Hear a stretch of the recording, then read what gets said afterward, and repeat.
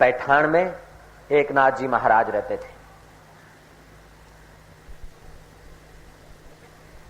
वे सत्संग क्या करते थे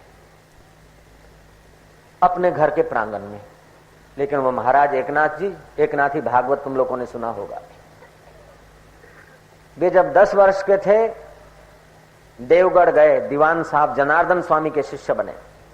जो आदमी का दुनिया में कोई सतगुरु नहीं, उस जैसा अभागा आदमी मिलना मुश्किल है। जो निगुरा है, चाहे दुनिया की सारी विद्याएं जानता है,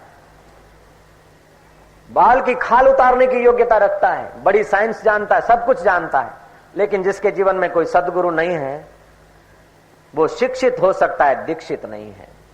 और जिसके जीवन में दीक्षा नहीं है वो चाहे लोगों की नजर से कितने ऊंचे पहाड़ों पर बैठा हो, लेकिन अंदर में असंतुष्ट होगा होगा और होगा, दुखी रहेगा, रुख है रहेगा।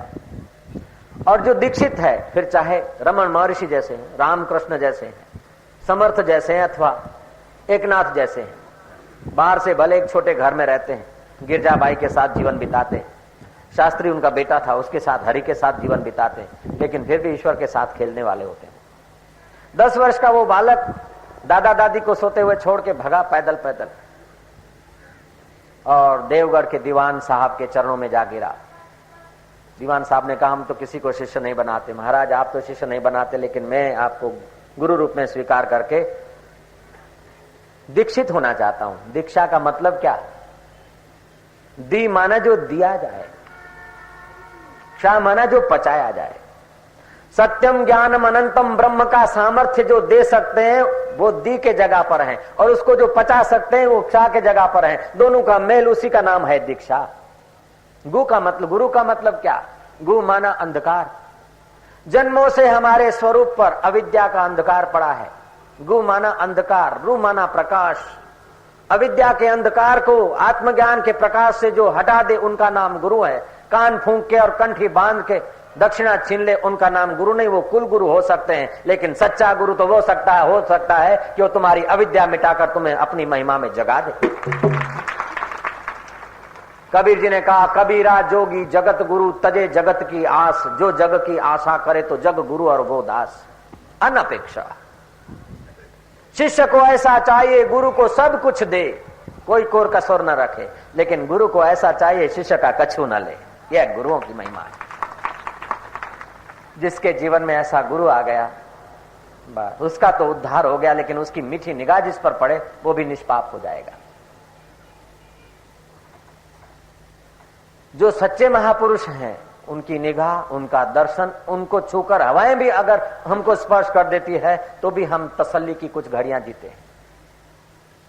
और जिनको ऐसा अनुभव हुआ है वो बोलते हैं, गुरुदेव तुम तसल्ली न दो, तुम प्रवचन न करो, आश्वासन न दो, लेकिन केवल तुम्हारे दीदार से भी हमें बहुत लाभ होता है। तुम तसल्ली न दो, सिर्फ बैठे ही रहो, महफिल का रंग बदल जाएगा, गिरता हुआ दिल भी संभल जाएगा। अपेक्षाओं में, कामनाओं में, चिंता में, भय में, ग्लानि में, घृणा में जो हमारा दिल गिर रहा है, ऐसे बोधवान आत्मज्ञानी गुरु को देखते ही हमारा दिल संभलने लगता है। दीवान साहब को रिझाया। दीवान साहब ने कहा, मैं तो राजा का नौकर हूं, देवगढ़ के राजा साहब का मैं तो दीवान हूं, तू किसी साधु सन्यासी का हो जा चेला। बोले महाराज, साधनते परम कार्यमिति साधु, जिसने परम कार्य साध लिया वही तो साधु है, और आपने परम कार्य साध लिया। देव मुझे दया करो, गुरुदेव दया कर दो मुझ पर, मुझे अपनी शरण में रहने दो, मुझे ज्ञान के सागर से स्वामी अब निर्मल गागर भरने दो।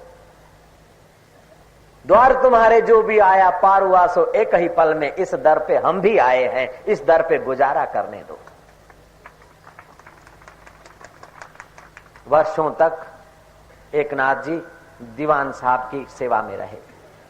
गुरु की लीला कहो, योग बल कहो, प्रकृति की लीला कहो, ईश्वर का संकेत कहो, दीवान साहब हर रोज सुबह ध्यान मग्न हो जाते थे और एकनाथ सेवा ढूंढ लेते थे कि गुरु महाराज का ध्यान कोई भंग न करे, चौकीदार बन जाते थे। गुरु महाराज स्नान करते थे तब वो रामा बन जाते थे, पानी धर देते थे। गुरु महाराज का बेटा स्कूल जाता तो वो सेवक बन जाते थे, सेवा ढूंढ लेते थे। जिन सेव्या तिन पाया मान। सेवक को तो सेवा में जो आनंद आता है वो सेवा की प्रशंसा में आनंद नहीं आता, और सेवा की प्रशंसा में आनंद आता है वो सच्चा सेवक भी नहीं हो सकता है। जय राम जी की। इसलिए आप जगो, अपनी महिमा में जगो। तुम छुपते रहो और लोग तुम्हें चमकाते रहे, ऐसी कोशिश। तुम जितने छुपोगे उतनी तुम्हारी योग्यता बढ़ेगी, और तुम जितना अपने कर्मों का प्रदर्शन करोगे उतनी तुम्हारी लोगों के हृदय से योग्यता नाश हो जाएगी। बाहर से यूं कर देंगे, अंदर से बोलेंगे ये तो ऐसे ही कर दिया है। और यही कारण है कि बाहर से ताली बजाने वाले लोग बजा लेते हैं और बाद में कोई आदमी भाषण करने वाला जाता है, ठीक है यार ये तो ऐसे। लेकिन महात्माओं के लिए तो महात्मा चला भी जाता फिर भी उसके चित्र की पूजा करते हैं, नमस्कार करते हैं। क्यों? कि ये रहस्य है। हम हमारे मित्रों को ऐसा करना नहीं चाहते, हमारे मित्रों को हम तेजस्वी बनाना चाहते हैं, दिखावे का यश नहीं देना चाहते हैं, वास्तविक में उनका यश हम चाहते हैं। नारायण नारायण नारायण नारायण। महाराज देवगढ़ पर शत्रु पड़ोसी ने घेरा डाल दिया। राजा की चिट्ठी परवाना लेकर नौकर घोड़ेसवार भागता भागता आया। वो बच्चा एक नाथ कहता है कि रुको। बोले क्या रुकना है? दीवान साहब की अभी खास जरूरत है, शत्रुओं ने घेरा है, तोपों के आवाज आ रहे हैं।